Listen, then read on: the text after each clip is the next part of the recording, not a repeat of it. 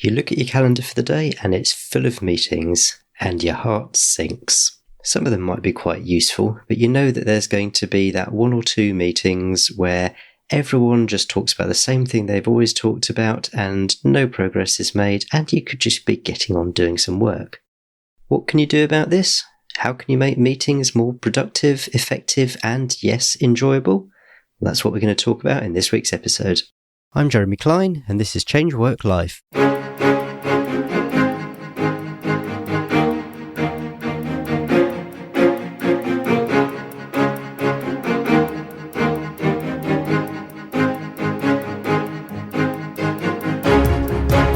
Hello and welcome to Change Work Life, the show where we're all about beating the Sunday evening blues and enjoying Mondays again.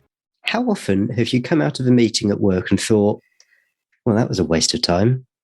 Maybe it was a weekly team meeting where the same three people talk about the same issues whilst everyone else is simply staring into the middle distance.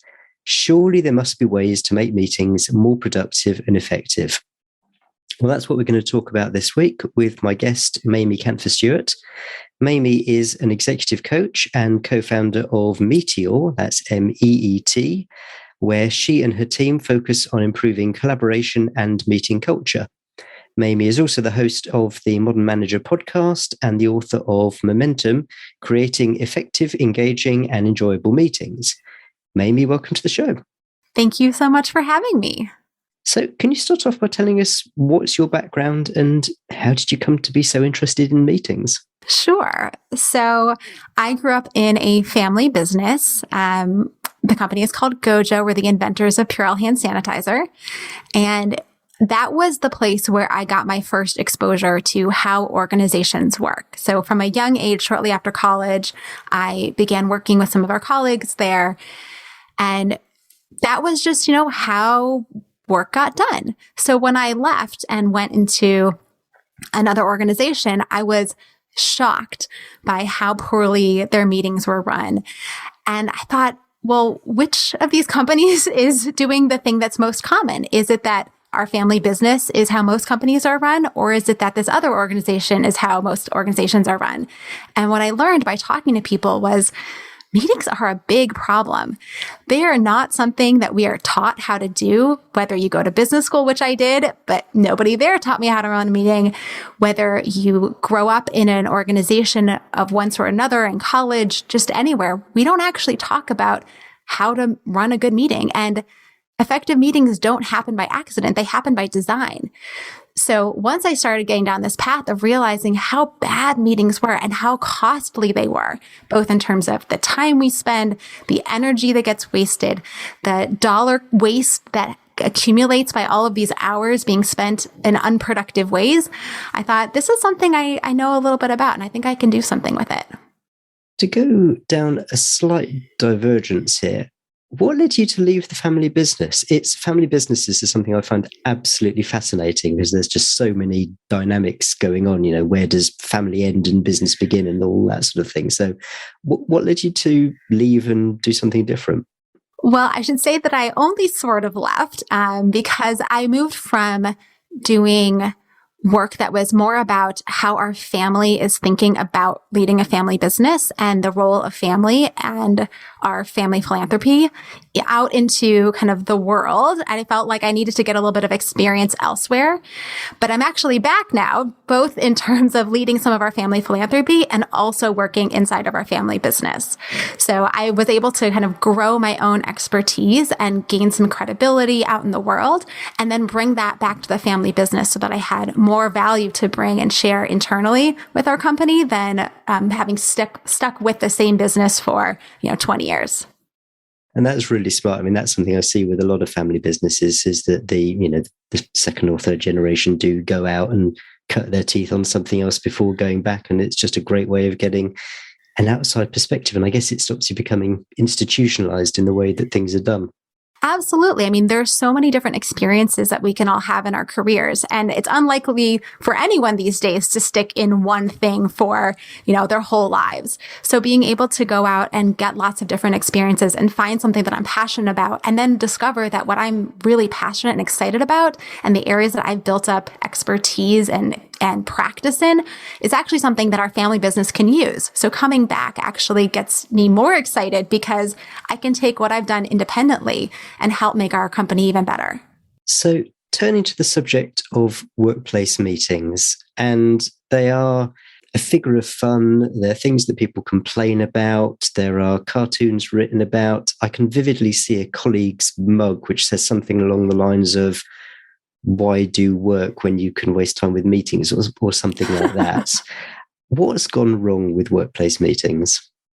Well, in short, I feel like the saying, if you have a hammer, everything looks like a nail, is pretty apropos for meetings. We have come to rely on meetings for a lot of things that meetings just aren't the right tool for.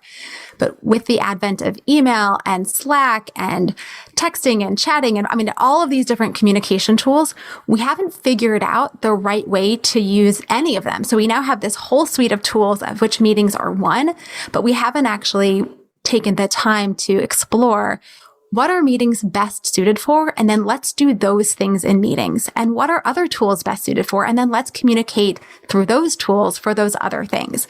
So it starts with just an overuse or abuse of meetings as a tool. And then it gets into all the things that we need to be doing that we probably aren't to craft a productive meeting. Because again, they don't just happen. It actually takes thought and intention to make the meeting designed well and run well. So picking up on what you just said, what are some of the things that meetings can be used for or should be used for? And what are some of the things that perhaps they shouldn't be used for? So in our book, Momentum, we have 7 reasons that teams or individuals should meet. The first is to decide. If you're making a decision that needs lots of buy-in or is complicated and there's options on the table and there's, it's not something that I can easily, we're picking lunch. So, do you want this restaurant or that restaurant? We're talking about real decisions. Those are great for meetings. Second is aligning. If there's complex information, if you're trying to sense make, that is done much better in real time together, where you can bring all that information into the room and get clarity. The third is brainstorming. And this one's actually kind of a both. We call it ideating. So sometimes you can ideate ahead of time separately, individually, and then come together and refine it. And other times it's best to do it in the room because you get that energy going. You build off of each other's ideas. And sometimes we miss out on a little bit of that spark if we only do it alone. So ideating can occasionally be a thing that you want to do together. The third is producing something. Sometimes we're actually working together on material and we need to create some kind of document or some specific output, a prototype of some sort. Again, some of those things can be done independently, but there are times where you need to get in the room and really get your hands dirty together. The fourth is planning, when you need to strategize or outline steps. Again, creating a draft independently is great. You can get some thoughts out on paper, but then you often need to get together and really think through in the details of how this plan is going to play out. The fourth is connecting. So building relationships, getting to know people. That, again, some of it can be done on Slack or in other places, but there's nothing that beats being together with people, whether it's in person or on Zoom, where you can really just talk to them and see their facial expression and their body language. And then lastly is learning. There are times where we are trying to get feedback. We want to see how people use a product. And so we want to observe them. We want to learn from them. We want to gain insights and understanding. That often happens best in a meeting. Now, the thing that you don't want to do in a meeting is just report, right? Just information share. If you are simply communicating one directionally, that does not need to happen in a meeting. That can happen as pre-work for a meeting. You can record a video or an audio message and share that out. But most of the time, meetings are really about the back and forth, right? That's what makes them a unique tool in our toolbox, because everything else we have is pretty much asynchronous. You have to kind of take turns and they happen over time. But a meeting brings people together really quickly in real time to have that back and forth dialogue. And so you don't want to do things in your meetings that are one directional. You've mentioned some of these tools already, but what are the alternatives two meetings that people can think of? I mean, is it things like email, instant messaging? Are there any other things that perhaps people haven't thought of? Yes. So the typical ones we all know of email and instant messaging. But one of the, I think, underused tools is voice messages and video messages. So back in the day, voice message used to be really popular. We had answering machines. People actually checked their voice messages. Nowadays, at least, I don't check my phone and my voice messages very often. And I think that's maybe a generational thing. But we underutilize the modes that record us speaking, which is so important because you actually get a lot from someone's tone, from their pacing, from the energy that they're displaying. So using voice messages or video messages are a great way to communicate asynchronously. And with video, you can also record a presentation or your screen. So you could record whatever presentation you were going to give in the meeting, just record it to yourself and then share that video as pre-work and let people spend the 15 minutes hearing you explain the slides on their own time. And then when you get into the meeting, you can now focus on the conversation. So I highly recommend voice and video messaging as a tool that could be added to our toolbox. And you're talking about deliberately delivering video messages or voice messages here. You're not talking about trying to phone someone and going to voicemail and leaving them a message that way. You're talking about setting out to leave these kinds of messages. Absolutely. So sometimes an email is great, right? You type out a quick message and you can send it over and the person will get to it when they get to it, and that's fine. But sometimes it's hard for us to write what we're thinking. That could be because we have varying levels of comfort with writing. It could also be because there's just a lot of stuff going on in your head, and trying to organize it into a well-written email that someone else can understand just feels really hard. It's those moments where you might pick up your phone and record a voice message that says something like, "So I want to talk through this, and here's what I'm thinking, and here's what happened, and I'm not sure what the next steps are, and I'd like to meet with you to figure this out." And you send that 4-minute message as an attachment to an email, or, drop it into your chat messaging system, and the person can listen to it. And now they're like, "Oh, okay, I get what you were trying to say." And that 4 minutes of that voice message is way more powerful than you spending 15 minutes trying to write an email that's going to be misinterpreted. And it can also be more productive than picking the phone up to them and starting to discuss it with them straight away, which I think would be most people's response. Exactly. Because one, if you're talking about one-on-one, sometimes it can be just as efficient to pick up the phone and just have that conversation with them. What often happens is once we start that conversation, we may spend 20 minutes explaining before we even get to the part where the other person is engaging in the problem solving with us.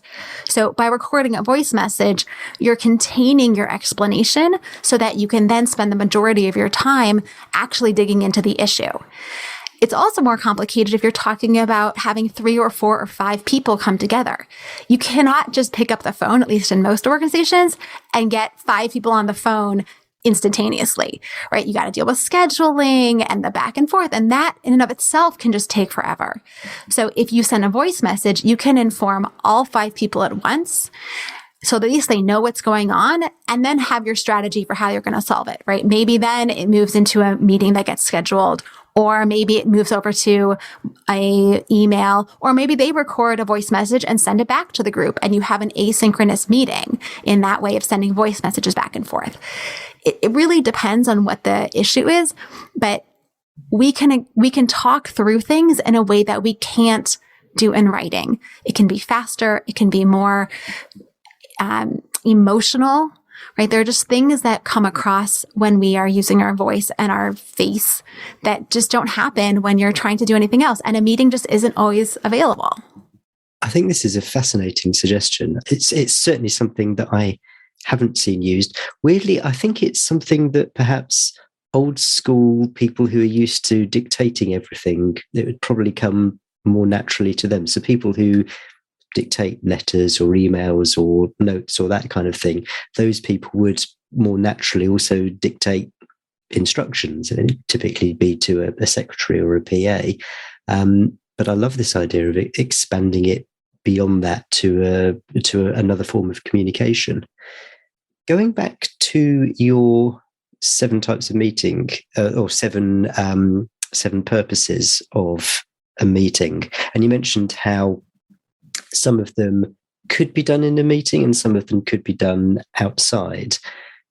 Where you have a choice, what are the principles that you can use to determine what's going to be the best forum for doing whatever you're doing, whether it's ideation or drafting documents, which you could just have emails going round and round and round with amended versions of documents. So how can you decide what's going to be the most effective way of dealing with it?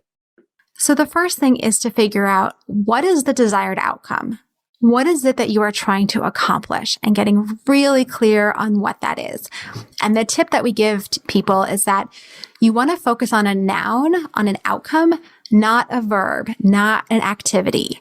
So the kind of generic way that our brains want to think is, we're going to have a meeting to do something. We're going to have a meeting to discuss the report. We're going to have a meeting to work on the presentation. We're going to have a meeting to think through our strategies. Those are great activities, but they don't tell you what you're going to accomplish. So what you want to ask instead is, at the end of the meeting, we will have what? We will have a decision on how to move forward with this customer. We will have a final version of the presentation. We will have a recommendation to serve up to our leadership. We will have a clear plan of next steps for the month, whatever it is. And once you know what that outcome is, you can then figure out, what do we need to do in the meeting to get us to that outcome? And is there anything we can do ahead of time to make our meeting most effective? And that's where you start to distinguish between pre-work, what happens before the meeting, and in the meeting, what happens when you're all together. And I want to diverge just for a second here, because there's another concept that I think is critical, which is we think of meetings as an event. We have a meeting and it's over. But really, meetings are a cycle. They have 3 phases: before the meeting, during the meeting, and after the meeting. And we need to start thinking about our meetings as this cycle, because you can't just show up on the day at the time when your calendar dings you and expect to have a good meeting. Everybody has to prepare. You as the meeting leader have certain things you need to do, and your participants as well. They have things they need to do that you've instructed them on. Then you have the meeting itself, and then there's the follow-up, right? We all have had meetings where at the end you kind of walk out of there and you're like, this is great. You know, they're maybe rare, but they happen. And then a week later, like, did anything happen because of that conversation? Did anything get moved forward, right? There's actually a follow-through piece that needs to happen in order for our meetings to really build momentum and be effective. So again, once you know your desired outcome, you can then work backwards to figure out what should be done in the meeting and what should be done before. That was going to be my next question. Once you've decided that you're going to have a meeting, how do you prepare for that outcome? What are some of the things that you can do? So the first thing that you want to do is design your agenda. So you know what you want to accomplish. Now you got to figure out who should be there and what are you going to do during the meeting to get you to that outcome. So this question of who should be there is always an interesting one, because there's a lot that goes into the psychology of meeting participation. There are people who feel in cultures of companies that create this sense of, if you're not in the meeting, you're not important. There's also this problem we have with follow through, that if you're not in the meeting, you don't know what's going on. No one is going to inform you of what decisions were made or what next steps have been assigned to you. So if you're not in the meeting, then you're kind of out of the loop, and that can be problematic. So too often we have set ourselves up in these cultures and these environments where the only way to give voice, to be part of a decision, or to know what's going on, or to feel important is to be in the meeting. And that is not a good situation. That is why people end up spending time in meetings that they shouldn't be in, where they don't say anything. They walk out feeling like it was a waste of time. And the whole time they're sitting there and they're thinking, I have so many other things to do. Why am I sitting here? Well, we want to get rid of those kinds of meetings. So instead, you need to think about who actually needs to be in this meeting, part of the real-time discussion. Who are the decision makers? Who has the expertise or the information that we need to be in the room? Then, who do I need to inform afterwards? Who needs to just be told this is what the outcomes were? Because those people don't necessarily need to be in the meeting. And who do I need to engage ahead of time? Do I need to get someone from finance to give me a report on an update so that I can share that with everybody? But that person from finance doesn't actually need to be in the meeting. I just need the information from them, right? Can I talk to someone ahead of time and get their input, their feedback, and then bring that into the room on their behalf so they don't have to participate? So thinking through who are the right people to participate in each of those phases will then help you figure out what do you need to do in the meeting and what do you need to do before. So I want to kind of keep pushing this a little farther. In terms of designing the agenda, the rule of thumb is the first 5 minutes are just getting settled and the last 5 minutes are for the wrap up. So whatever you have between, that's how much time you have for conversation.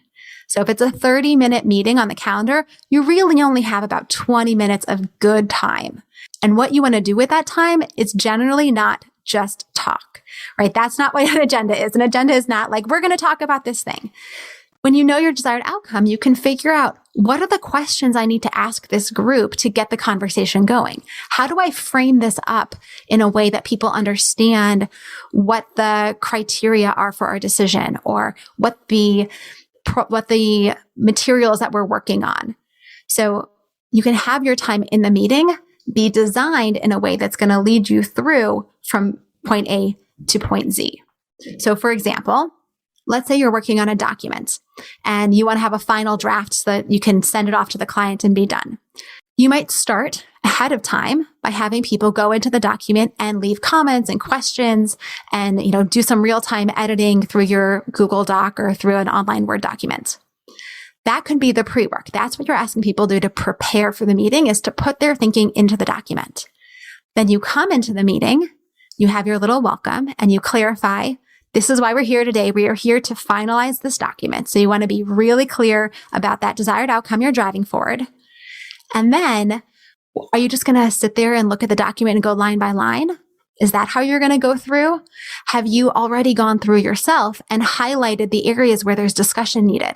So now we're just going to focus on the 3 or 4 open questions that we need to resolve because the comments weren't clear. Or are you going to break people into small groups and have them discuss topics independently in breakout rooms or just in little pairs, and then come back and report out what they decided is the best path forward for that section of the document? There are different ways we can design our time together that is more than just talking at each other back and forth, but is actually designed to get us to that desired outcome. So I just said a lot, so I'm going to pause for a second. There's a lot in here which I can see will apply very usefully where there is this specific thing that you're trying to achieve. But one of the meetings that seems to happen with alarming regularity, I mean, it's there, it's always scheduled, is the weekly team meeting. And these things are scheduled, but there isn't usually any kind of agenda. Typically, there might be, the team leader going, so how's everyone doing? Is everyone busy? And you never get a response from everyone, particularly the question, is everyone busy? You'll get someone saying, oh, yeah, no, I've got all this going on. Or, I could take on an extra bit of stuff, but the leader never necessarily gets information out of everyone. And then the leader might give a few house notices. And then maybe there's some discussion on what people are working on, and it can be relatively rambling in nature, and not very satisfactory. Now, you mentioned connecting being one of your purposes of having a meeting, and clearly there is value in getting teams together, especially when so many of us have been working from home, working virtually. But what can you do to make these sorts of meetings, these team meetings, more effective? How do they fit in with the framework that you've just been describing? Yeah, I love this question because we all have these dreaded weekly team meetings or monthly team meetings that just never feel like they're worth the time we spend on them. So I'm going to kind of go back to where we started, which is the first thing you need to do is figure out what is the desired outcome for this meeting series. Why are we meeting every single week? Is it simply to build relationships? Because we just want to be closer to our team members. We want to have time built in where we can just connect with them on a human level. And I actually had one client for whom that was exactly their reason. And they realized that meeting during the week for an hour to do these report outs was not actually helping them build those relationships. So they shifted away from a weekly team meeting and instead started doing a monthly gathering right after work where the boss brought in pizza and they had drinks and they just hung out from 5 to 6 p.m. just chilling, because that was actually the best way for them to build relationships. And that only takes 1 hour once a month instead of an hour every week where people are bored out of their minds. So you got to know why you're having these meetings. And again, it may not be fully to focus on relationships. There may actually be some work that needs to get done. For example, I have a team that I'm managing right now where it's our way to stay aligned, right? Aligning is one of the reasons to have a meeting. And sometimes we just need to be in front of each other to say, here's the things that I'm thinking about. Here's what's on my mind. And here's what I need from you. And we're just going to kind of make sure we're all on the same page here.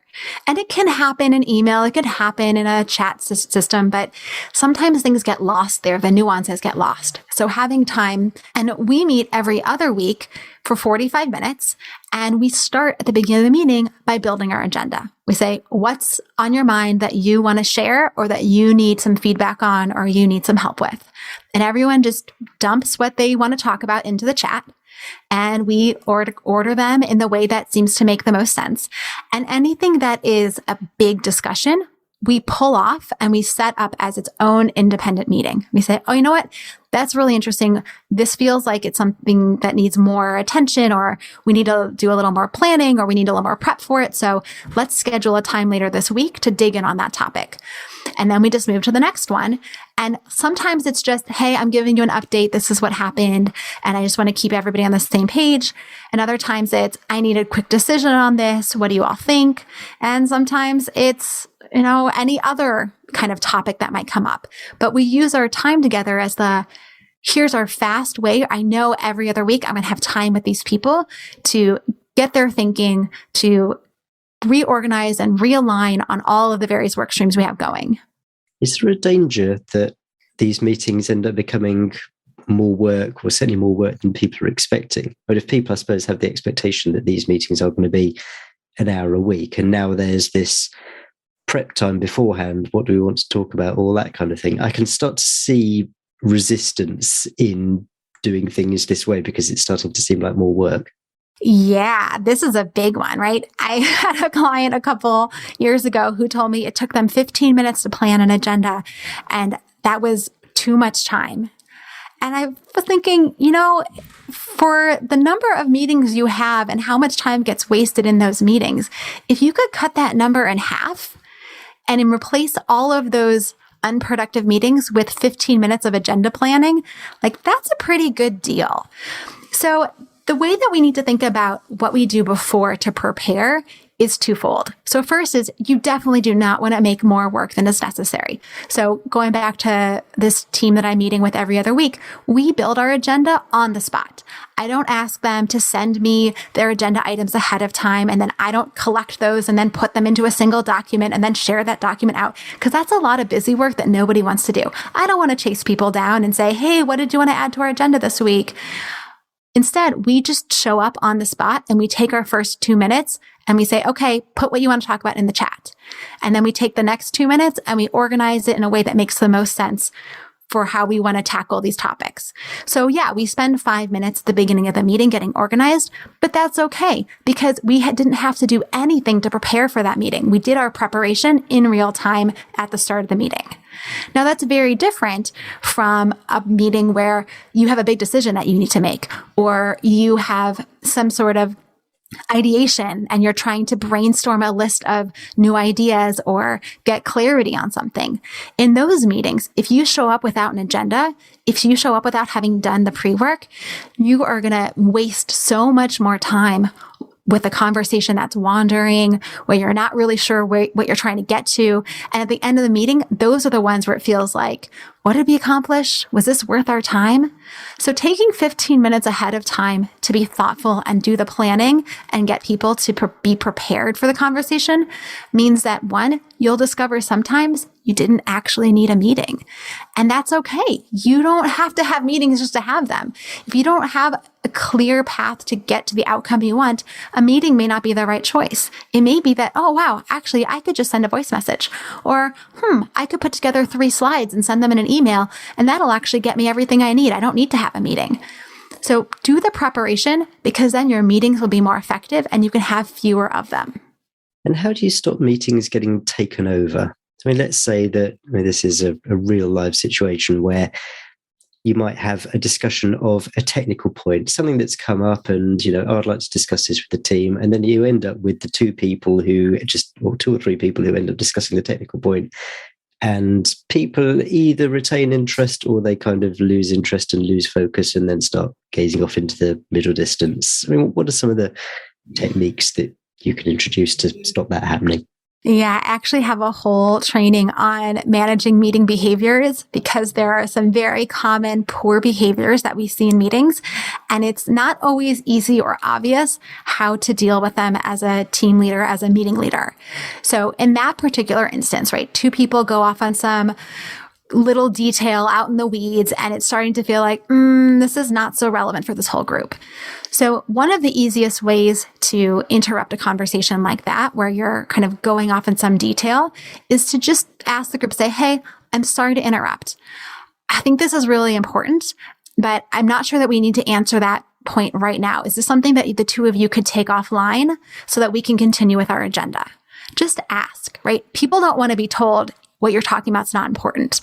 What they want to be offered is a chance to continue that conversation elsewhere and recognize that the whole group doesn't need to be part of that, and that the whole group is actually here to accomplish some other objective. And so we're going to refocus our conversation to the topics at hand. And it's helpful when you have an agenda that you're following, because that can become your tool to say, hey, we have this desired outcome. Hey, we'd only planned to spend 5 minutes on this and we've now gone over. So I just want to check in and see, does this detail need to get resolved right this minute? Or can we actually put it on pause while we tackle the rest of our agenda that I've outlined? I think just the idea of having an agenda for team meetings would be quite revelatory for many people. Turning it the other way, what are some of the things that you can do to make sure that everyone does contribute, especially where they're being asked to contribute? So again, the question, is everyone busy? And 3 people answer, and then the team leader moves on, and there's people kind of going, oh, it's a bit late for me to answer that question now, isn't it? Yeah. So, and getting real engagement in meetings is one of the biggest challenges, right? We have to deal with the bad behaviors, but those are even sometimes easier to interrupt than getting people to participate who either don't feel comfortable, who are slower processors or thinkers, and for whom they need time to digest before they share, or for whom the content's not really relevant. And so they probably shouldn't be there to begin with, but because they're there, you want them to engage, even though they don't feel like they have anything to say. So in terms of engaging people, one way to do that is, again, before the meeting, right? What can they do beforehand? Sometimes it's putting information into a document, answering a poll or a survey. So there are some things you can do to start to get people thinking ahead of time. So one of the things that you can do is have people engage ahead of time. So sometimes that might be reading some materials or watching a video, so they've had time to think and they can come in prepared to share their ideas. You've given them that time to process. Other times it might be sending a poll or asking a couple of questions and getting their input ahead of time, because now you don't have to take the meeting time to do that round robin where everybody gets a few minutes of sharing. You've actually asked them to share their thoughts ahead of time, so you can bring in some synthesis to the room and get the conversation going that way. If you're meeting in person, you can use sticky notes. If you're meeting over Zoom or some other technology, you can use the chat. You can use other kinds of tools that allow for online collaboration and real-time input.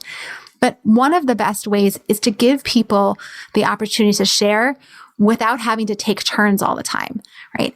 sometimes if we only rely on who wants to speak, we miss out on a lot. So we can use other tools that allow people to write, and then we can democratize the time by giving everybody a chance to participate equally.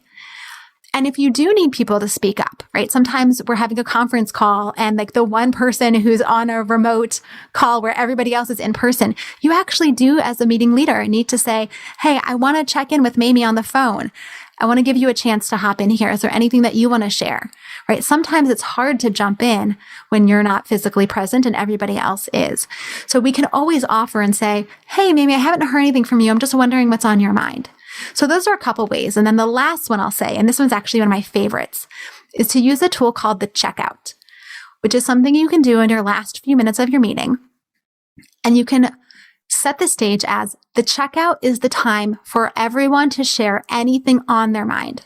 So if you have not yet had a chance to jump in, if there was something that we spoke about in the first 6 minutes of the meeting, but you've been munching on it and you always kind of felt like, it's not really a good time to share because we're past that. Now is the time. It's the round robin. Everyone has a chance to speak. And if you have nothing to say, then you can just say like, I'm all good, nothing to share. But if there's something on your mind about anything related to this meeting topic at all, now is the time to say it. You don't want to say it in the hallway. You don't want to write an email to one person and say, I can't believe I didn't get to share this thing. Share it now. It's the chance where you have to say anything that you haven't yet had the chance to say. I love that idea of the checkout. I'm definitely going to think about that one some more. You've touched on what I just wanted to briefly discuss at the end of our chat, and that is hybrid meetings, because we're now at a stage where a lot of people a lot of organizations are reverting to this hybrid model where some people are going in the office, some people are working from home. People aren't always in the office on the same days. So the regular Wednesday team meeting, you might have 2/3 of people in the office and a third of them joining somehow, be it on a video conference or by phone or whatever. What tips can you share to make those meetings as effective as though everyone was in the room together? So this might sound a little silly, but the first suggestion is that everyone join remotely if not everybody is in person. So it's kind of unusual. I don't know if you've sat in a meeting with a camera at the end of a conference table and you can sort of see everybody around the table. And then, the 1 or 2 or 3 people who have called in remotely are either on speakerphone or they're on the screen in little boxes. But what often ends up happening in those situations, and I have experienced this both as being in the room and being one of the remote people, is that the people in the room start to talk to each other. And we kind of ignore the people who are called in or who are on Zoom in the little boxes. It's the way that we situate our bodies. We kind of can't always see everybody. Our faces are really tiny because we're only one box on somebody else's screen with 6 or 7 people in that one little teeny tiny box. So it's actually better if the people who are in the office don't gather in the same room, if they actually stay at their desks and join on their own laptops. Or what I've seen teams do, including one of my teams, they get together. I'm the one remote person and they're co-located. They get together in the same conference room, but they still each join on their own individual laptops, but then they call in on one conference line. So they're speaking to each other and to me, but where I can see each of them in the little boxes. It's kind of a silly way to do it, but it actually works so much better in terms of feeling like you're together collectively, not just the people in the room, and creating more of an equitable meeting space or meeting feel. So that's kind of the first thing, is to just have everybody call in individually, even though some people are co-located. The second is, if you still want the people who are co-located to get together, to be extra attentive to the people who are not there, right? When somebody gets up to write on the whiteboard, The people who are on the phone or who are called into Zoom can't see what's on the whiteboard. Right? If you are like, oh, great, let's just go grab some sticky notes. The people who are on Zoom can't do that. If you want to break out into small groups and you start dividing people up, it gets a little more complicated when you got two people on the phone who now have to do their own little breakout compared to everybody else who's in person. So things just get more complicated. And that means as a meeting leader, you need to be more prepared for how your meeting is going to run, what activities you're going to do, how you're going to design that time, and being thoughtful about what that means then for people who are called in or people who are in person. And during the meeting, you have to be more attentive to making sure that you're getting that broad engagement, that you're including the people who are virtual and getting their thoughts and making sure that they're following along as you're having the conversation in person. I think I'd like to ask you just one wrap-up question, which is, how you persuade people that investing a bit more time, energy, effort generally into these meetings is a good thing? Because there's always a risk that no one wants to be at these meetings. And I guess I'm thinking more of the team meetings rather than the specific ones. So, neither the team leader nor any of the other members of the team particularly want to be there. They're just all going through the motion because they think they have to. What are some of the arguments that listeners can take away to their leaders and their teams to persuade people that doing this a different way is a worthwhile thing to do? Well, if I had a really good answer, I feel like we would have solved the world's problems with meetings already. So I'll give you a couple of the answers that I've heard resonate for different people. And so the first is to talk to people about their meetings. What do you love about meetings? What's working for you? And what is not working for you? How do you feel about your meetings in general? And almost always, the person will say, I really like these meetings and they're working great. And I love getting a chance to be with my team. And I love it when we walk out and there's just so much energy. And I really get frustrated by these other meetings. These ones, they just don't seem to be working well. Or, I feel like my calendar is run by meetings all day long. And I wish I had more time at my desk. So start with helping them see their own pain points. And that will then give you a chance to build off of what they're saying to reinforce, well, hey, maybe there's something we could do about those meetings. And you don't have to tackle all your meetings at once. Maybe it's just starting with the team meeting, saying, hey, I get it. That team meeting can feel like a real drag. Maybe we could try revamping it. So start with what they're seeing as the pain and focus in on solving that problem. The second approach, which I've seen work, is a more logical kind of numerical approach, which is, look at your calendar, calculate how much time you're spending in meetings, calculate how many of those meetings you think are a good use of time and how many people are there. And there's actually some online resources you can search for meeting calculators that will tell you the cost of your meetings. And you can then have a conversation about, hey, I'm spending 26 hours a week in meetings, or we collectively as a team are spending, 112 hours a week in meetings across all of us. What do you think would happen if we could cut that in half? How much more productive could we be if we could meet half as often because we could actually make our meetings more effective so we wouldn't need as many? So sometimes that kind of argument works better. And then thirdly is to say it's an experiment. Can we experiment with something? We are constantly trying to improve how our products work, how our customer service is, how, we go to market, whatever those things are. What if we tried to improve our meetings? Could we just try an experiment and see what would happen if we did XYZ for 3 weeks? If we changed the format of our team meeting for 3 weeks, and then we could check in again and see how it worked. What would happen if we took the next quarter and instead of meeting every single week, we met once a month? And in between, we had some sort of dashboard and everybody was responsible for completing the questions in the dashboard. And that's how we stayed in touch. Could we try that?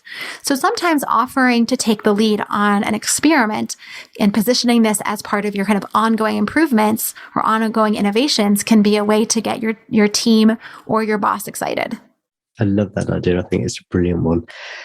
Mamie, apart from your own book and podcast, can you recommend any other resources that people can look into if they want to dive into this subject a bit more deeply? Absolutely. So one of my other favorite meeting books is by a woman, Elise Keith, and it's called Where the Action Is. And it's also a book on effective meetings. She takes a very different approach in her book than I do in mine. So I recommend them together. I think they're a wonderful complement to each other. So it's a fast and fun read, although it is quite thick, but it's called Where the Action Is by Elise Keith. Brilliant. I'll put a link to that in the show notes. Where should I send people if they want to find you? Where's the best way they can get hold of you? Well, if you're interested in meetings, I would say go to meteor.com, meeteor.com. And for everything else that I do, meetings plus all the other fun things that managers are responsible for, check out themodernmanager.com. That is my podcast and has all kinds of other information for managers, and you can find my contact information there as well. Brilliant. I will put links to those in the show notes as well. Mamie, thank you so much. There is a wealth of tips. Thank you so much for coming on and sharing them. Well, it was such a pleasure. I love talking about meetings, especially when I know that people who are listening are going to go off and help make meetings and help make work a place that everybody gets to thrive at. Okay, hope you enjoyed that interview with Mamie Kanfer Stewart. It won't surprise me if you picked up from that interview that the weekly team meeting is one of my personal bugbears. Yes, it's nice to get all of your colleagues together, but quite often I just feel like we have this meeting for the sake of having the meeting without necessarily needing to meet or having a clear idea what we're meeting for. I really liked what Mamie was saying about defining the purpose of the meeting, and I guess the trick is making sure that you stay close to that purpose. What Mamie was saying about making sure that you've got a desired outcome which is expressed as a noun rather than a verb, that sounded brilliant to me. So lots of tips which hopefully you'll be able to take forward into your workplace. As usual, there's full show notes at changeworklife.com/117 for episode 117. That's changeworklife.com/117. And it would really help me out if you could leave a review for the podcast. If you go to changeworklife.com/Apple, APPLE, that's changeworklife.com/Apple, that should take you straight to Apple Podcasts, and it'd be amazing if you could leave a review. A 5-star review would be awesome, but if you could leave a review there on Apple Podcasts, that will help other people know that this podcast is worth listening to.